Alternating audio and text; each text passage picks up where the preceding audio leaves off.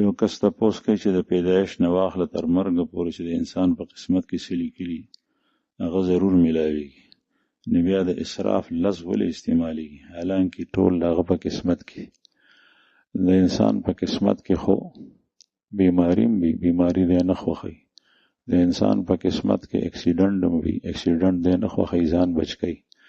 دغه څه د انسان په قسمت کې چې لیکلي نو دا د الله کار دی او تا ته د قسمت پته هم نشته دی او ته اسراف کې نو دین الله پاک منع فرمایلی ده او دا ستا په اختیار کې دی.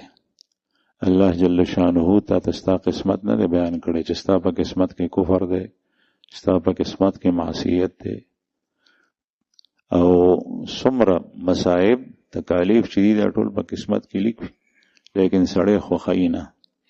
یو د الله جل شانه کار دی، یو د بنده کار دی. تقدیر او قسمت دا د الله کار دی، دا ستا نه دی. او خکول لاستا کار دی، د بدو نزان ساتل لاستا کار دی، اسراف نه بچ کېدل لاستا کار دی، تبذیر نه بچ کېدل لاستا کار دی، دې نه به ته ځان بچ کړې.